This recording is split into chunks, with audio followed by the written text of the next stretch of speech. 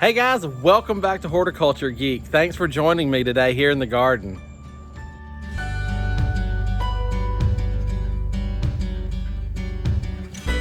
All right guys, I'm Ray and welcome back to Horticulture Geek. I'm so glad you're here today. I went out and did some shopping. It is that time of year where garden centers and big box stores are starting to get in their late shipments. They're starting to get in fall crops, and they're also starting to get in perennials and late summer things. So I went out and did a little exploring and I found some things. And this is also the time of year where garden centers are starting to put things on clearance, some things that they've maybe had all through the summer, and they need to make way for their fall shipments. So it's a great time to be out browsing and seeing what you can find to add to your garden. So I thought I would show you what I picked up, and we're gonna get some of this stuff planted, or we're gonna get all of this planted. So let me flip the camera around and show you what I got. All right, here we are. It's a very small plant haul, but it's still some fun stuff here. So we're gonna start off right here, and I picked up a new blueberry bush. And this is a sunshine blue. And I needed this because one of my blueberries died. If you watched my garden tour for July, you know that I did lose a blueberry bush in a container, and so I was needing a replacement, and stuff like this is starting to fill the garden centers back up, so I was able to pick up a new blueberry, which I needed. The next thing I have here is a new Monarda or bee balm, and this is a red one. All right, and so this Monarda and bee balm, there's your variety right there. I have no idea how to pronounce that last word. Pardon my cerise, not sure. Anyway, this is a beautiful red bee balm or Monarda. I currently have the purple ones or blue ones in my garden, and so I just thought that the red one was pretty. Next up, we have a beautiful perennial hibiscus. I mean, isn't that just stunning? And this plant is absolutely loaded with buds. There's a spit bloom there, but just loaded with buds. Let's look at the tag here. So this is Luna Red Hibiscus. Luna Red. So I'm excited about that. And these three things were part of a new fall shipment, so I did pay full price for them, but they're things that I thought were beautiful, that were interesting, and that I needed, so that was okay. Now, right over here, these are all clearance plants, and these are herbs. So these are perennial herbs. They come back year after year, and the garden center was just ready to get rid of these, and they were 60% off. So I picked up all three of these pots for $5. So I have 2 pots of chives here. Let me clean this tag off a little bit so you can see it. So it is perennial chives, full sun. And these will grow into a nice big clump. And these are exactly the chives that you cook with and eat with. You just come and snip you off some and put them in your food. And then I have a oregano here. This is a golden oregano. Again, it's a perennial. And I have a container that I thought the 3 of these things would look pretty in just like that. So for $5 here, I'm gonna fill a container, and I'm gonna have some good herbs that I can actually use here in the garden and in the kitchen. All right, the first thing we're gonna start with is planting the blueberry. So I've got my pot here. This is the same container that the old blueberry came out of. I have hosed it down, cleaned it up a little bit, and now I'm ready to fill it with potting soil. And as I fill it with potting soil, I'm also going to be putting in some garden tone just to help fertilize the plant. And I'm going to be putting in some soil acidifier. But just know that blueberries can go in containers or in the ground. If you live in a high pH soil area, you don't need to add soil acidifier. If you're going to put them into a pot or a potting mix, or if you're going to put them in the ground where you have naturally high pH, you will need to adjust that pH more down to the acidic level to make those blueberries happy. And that's not a once and done thing. Usually about once every 6 months or so, you need to add a little more soil acidifier if you're in a container or a high pH soil naturally. So with all that being said, let's plant this blueberry.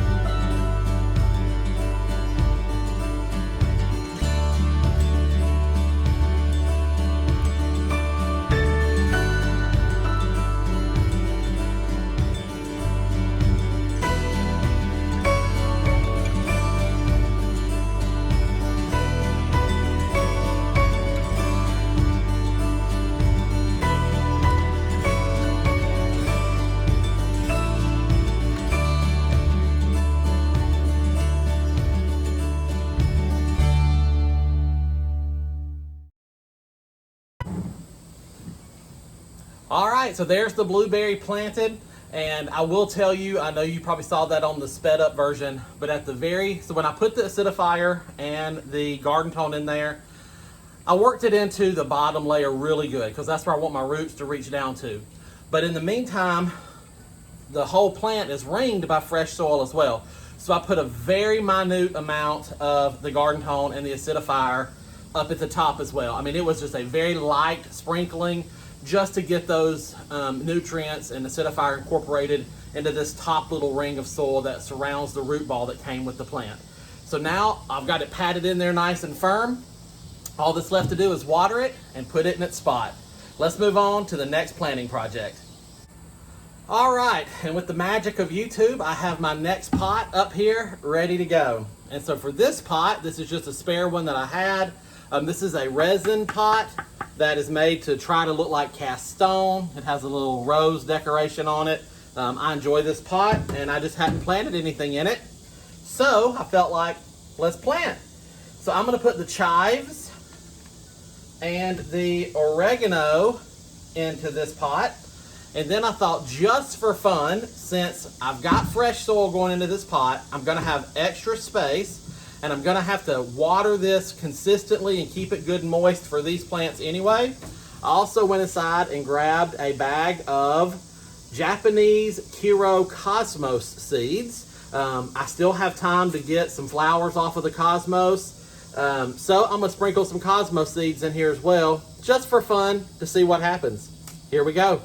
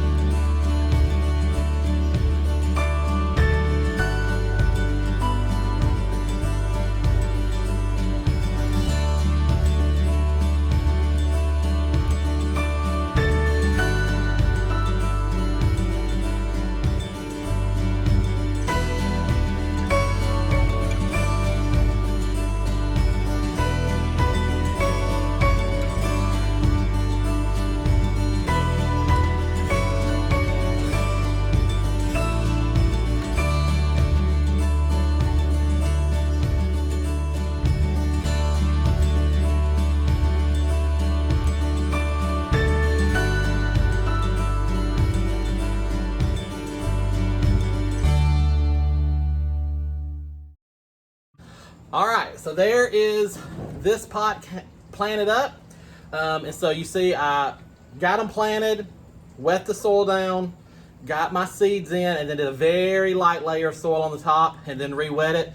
You don't need to bury cosmos seeds or seeds like that. They just need a very, very fine layer to help them stay down put, and they need moisture. So this pot is done and ready, and let's move on to our next planting project. All right, here we are for our next planting project, and we're actually standing down here beside the shed. So you can see I'm over here next to the shed. And I've got the bird bath here. There's the fountain that we built on a video over there. And we're just right here behind the pool. And this is where I'm gonna put this hibiscus. I've got a hole here, as you can see. There's nothing that's been planted here. And I've got this dwarf Nandina bush here, which provides evergreen structure, and it's a small structure, but it doesn't really provide a lot of interest. Then I've got a butterfly bush right there that provides a little height for this area, but I want something with a big, bold color statement. And if I plant it right here, I'm thinking, it'll get to a good height, it'll fill in this hole, and it maybe even will spill over and kind of look like it's draping or gracing this wall a little bit. Our next thing is that red Monarda, which is gonna go right here into this little jungle spot. Most of this jungle is Gladiolus bulbs. I love gladiolus. They're beautiful flowers. The plants themselves, for me and my garden, it may not be this way for you in your garden, but for me and my garden, they tend to flop over and they just look a mess. So you can see all of this gladiola foliage, which would be kind of pretty if it would stand up straight.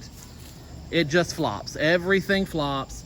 I don't want to have to take the time or investment to stake all these bulbs, so I'm yanking them out. The gladiolas are going to come up, and this red Monarda is going to go right here in the hole that will be created there.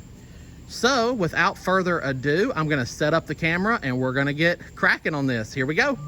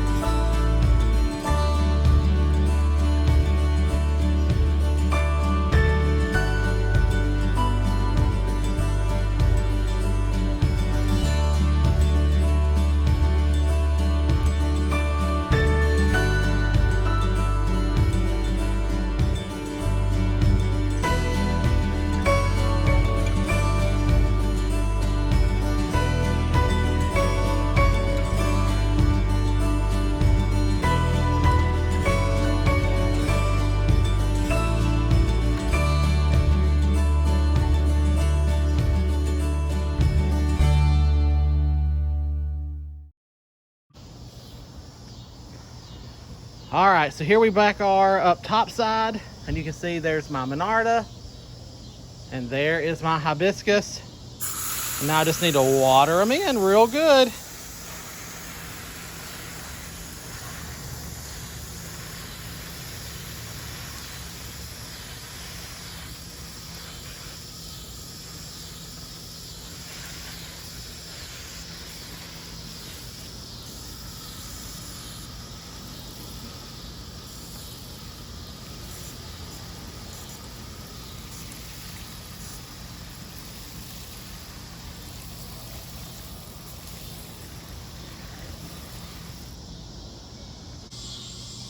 All right, guys, that is it for this week's video. I hope you have enjoyed it.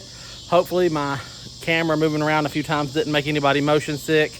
It's hard to operate this thing when you're trying to do a water hose pipe and all that stuff too. But anyway, I just hope you've enjoyed it. It is a great time to get back out there and start checking your garden centers and big box stores. Things are starting to get marked down and new arrivals are coming in. So it's a good time where you can see holes in the garden that you want to fill. And it's a good time to see things like those gladiolus that you're just tired of. You thought it was going to be great. Now you're disappointed in it. Rip that stuff out. Find something new to go in the spot. Make your garden fun for you. Do what you want to do. So if it's not working, yank it out. Find something new to put in that spot. It's a great time of year to do it. I hope this video has inspired you to get out, get back in the garden. The dog days of summer are wearing off. Fall is just around the corner, and I know I'm looking forward to it. I hope you are too. We'll be transitioning over to actual fall stuff very soon. I know here in my area, mums have already started to hit the shelves. It's way too early for mums, but some people like to buy them this early, so the stores are selling them. Fall is just around the corner. All right, guys, if you've enjoyed this video, give it a thumbs up. I would certainly appreciate it. And if you have any questions or comments, hey, leave those down below. I would love to hear from you. If you haven't subscribed for some reason, go ahead and hit that subscription and the notification bell, and it'll tell you every time I post a new video. And you can also follow me on Facebook and Instagram. We have Horticulture Geek accounts on both of those platforms as well. Until next time, from my garden to yours, I wish you all the best and happy gardening.